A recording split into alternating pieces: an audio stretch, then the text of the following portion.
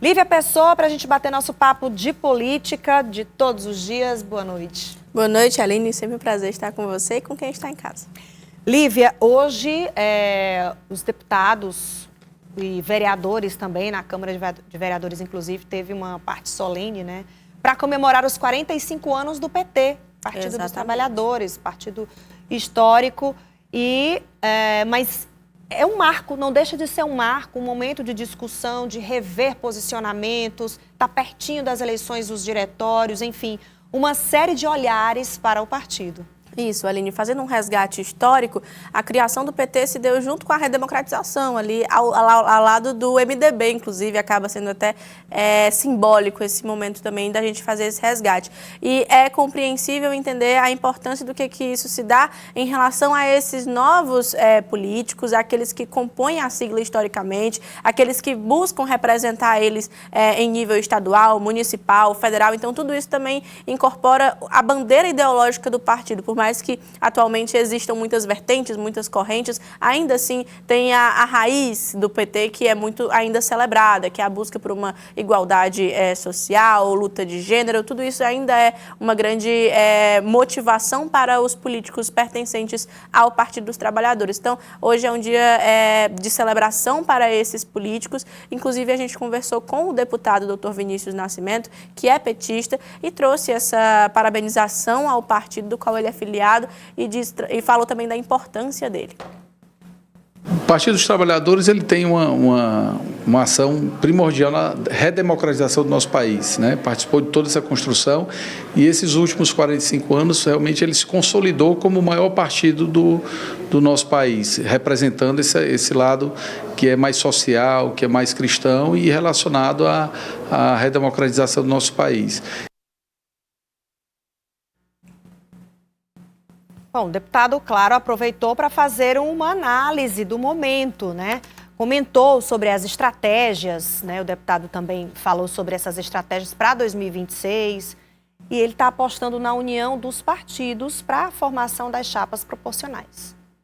Hoje, aqui no estado do Piauí, se você olhar o Partido dos Trabalhadores, a maior votação para candidatos majoritários foi obtida pelo Partido dos Trabalhadores no Piauí. Temos a maior bancada estadual, a maior federal e a maior da Câmara Municipal de Teresina. Então, isso mostra que aqui no Piauí o PT está realmente consolidado e nós estamos trabalhando esse ano de fazer muitas entregas. O governo do estado vai fazer as maiores entregas no ano de 2025. Toda a sua base aliada, e especialmente o Partido dos Trabalhadores, vai realmente mostrar todo aquele trabalho que foi realizado nos anos de 2023 e 2024 e ter as entregas formais. E no ano de 2026, consolidar mais uma vez o Partido dos Trabalhadores como o maior partido aqui do estado do Piauí. Alguns integrantes do PT reivindicam justamente mais essa vaga no majoritário, seja na vice-governadoria, seja na vaga do Senado. O senhor entende que é uma possibilidade, já que existem tantos partidos da base que também querem esse espaço? São duas visões diferentes. Você tem que olhar pelo partido. O Partido dos Trabalhadores, como unidade partidária, ele tem todo o direito de pleitear, tanto vaga de Senado, como deputados federais, estaduais e governo do estado, seja como governador ou vice-governadoria.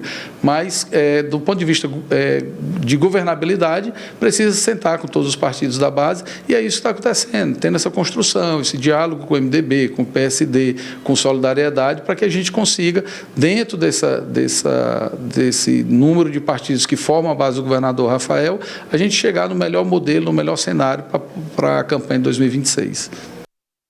O momento é esse mesmo, de discussões para a formação das chapas, de alinhamento mesmo. Esse é o momento. Isso, Aline, porque agora existe mais uma ponderação da base governista. Não é somente falar sobre as chapinhas e as chaponas que são tão discutidas em relação à fusão cruzada acontecer ou não acontecer, a base do Partido dos Trabalhadores que deve ser ampliada, pelo menos esse é o objetivo, ou aqueles partidos menores que o acompanham e que têm o objetivo de formar uma chapa proporcional competitiva. Agora, o motivo da discussão, o motivo do diálogo que os petistas devem ter em torno do próximo ano é saber se vai ser uma candidatura petista para o Senado ou se vai ser uma candidatura petista de chapa pura do governador Rafael Fonteles, juntamente com um vice do Partido dos Trabalhadores. E é bom lembrar que esse posicionamento, essas estratégias estão visando também 2030. Exatamente, Aline. Por quê? Porque existem dois motes, o mote estadual e o mote federal.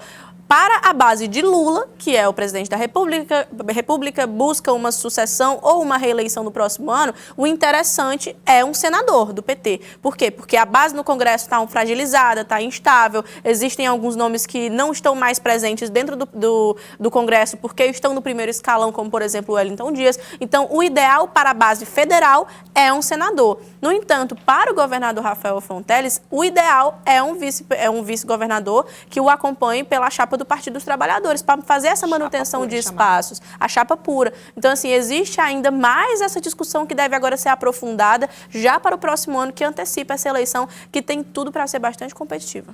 Você falou, então, em reuniões, em discussões, tem uma expectativa, né? O presidente do Diretório Estadual do PSD, deputado Júlio César, falou exatamente sobre essa expectativa de uma reunião com o governador Rafael Fonteles para falar sobre o MDB e o PSD em torno dessa estratégia majoritária para o Senado.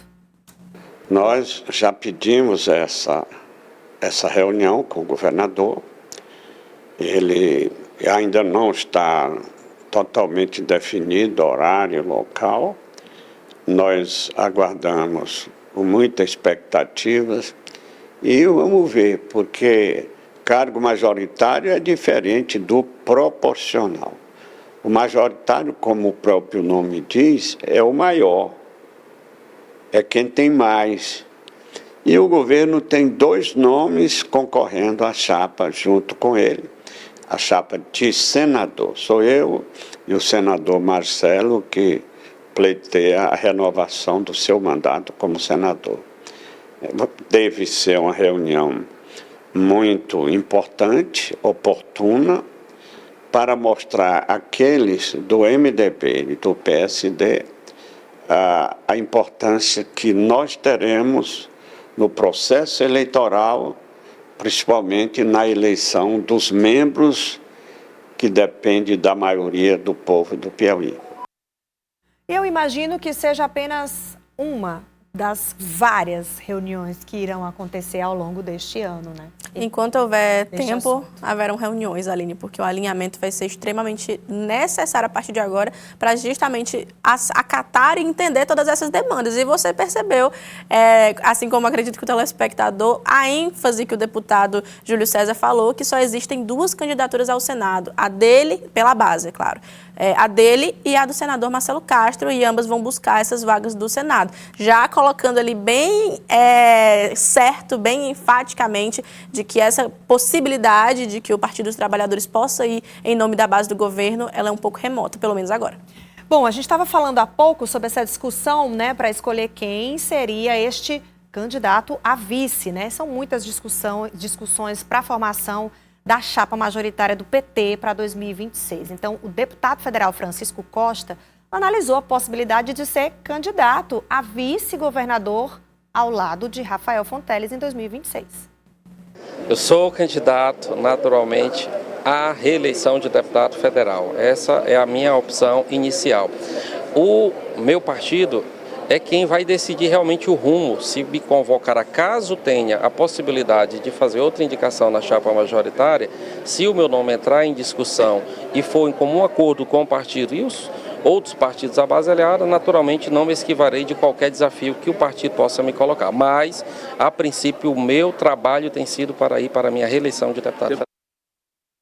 Então, isso seria para um dos nomes, né, para exatamente fortalecer essa ideia de uma chapa pura, um vice puro. Aí teria que entrar numa disputa, uma conversa, um diálogo com o MDB, já que o MDB quer que permaneça o nome de Temístocles Sampaio. Isso, Aline, por isso que existem as esferas dessa discussão, porque em nível estadual a discussão é quem que vai ser o vice-governador de Rafael Fonteles e se será do Partido dos Trabalhadores. Em nível federal, a ideia não vai ser uma chapa pura, vai ser mais um para o Senado, porque precisamos dessa ampliação da base. Então, agora muito busca-se entender quais são as possibilidades reais, palpáveis e qual é a estratégia que vai ser tomada. A ideia é ter uma ponte facilitada, maior com Brasília, com a presidência da República, ou a ideia é que a base seja mais solidificada aqui no estado do Piauí. Então, primeiro tem que entender qual é o direcionamento que será tomado. E isso também perpassa pela próxima presidência estadual do PT, municipal do PT e federal do Partido dos Trabalhadores, que devem todas ser definidas no meio do ano, em julho mais ou menos. Então a ideia é justamente saber qual o rumo que o partido vai tomar e a partir disso os candidatos devem ficar um pouco mais alinhados em torno disso. Você fala em alinhamento, me lembrei agora de um outro assunto, agora voltado à Câmara Municipal de Teresina. Já a gente vai comentar sobre isso, porque o presidente do Diretório Municipal do PP, Progressistas, aqui em Teresina, o vereador Aloysio Sampaio, falou hoje de manhã sobre um impasse envolvendo a bancada municipal da sigla na Câmara Municipal de Teresina. Na última semana, os 3 vereadores do partido não chegaram a um consenso e ficaram isolados dos blocos partidários no parlamento. Liguei como presidente do partido, estou como secretário, me licenciei da Câmara para me colocar à disposição para fortalecer essa interlocução, né? Mas eu vi que eles estavam andando sozinhos, não precisava dessa minha intervenção. Acredito que o partido ele é forte em todos os sentidos. Nós temos uma bancada de 3 vereadores. Os 3 vereadores que estão lá são da comunicação, né? São pessoas que têm uma força muito grande e serão respeitados, não só pela formação de um bloco, que esses blocos, eles muitas vezes acabam não se obedecendo. Numa Câmara de iguais, ninguém é líder de ninguém. Então acredito que o progressista vai se sobressair nessa legislatura, principalmente pela capacidade individual que cada um tem, né, de se comunicar. O Petros, a Samanta e o Pedro Alcântara, que são pessoas que já vêm da comunicação. Pois é, eu falei em alinhamento, mas nesse caso pareceu um desalinhamento que aconteceu, porque não se entenderam a ponto de ficarem isolados dentro da Câmara Municipal, né? Sem local de destaque. Exato, Aline.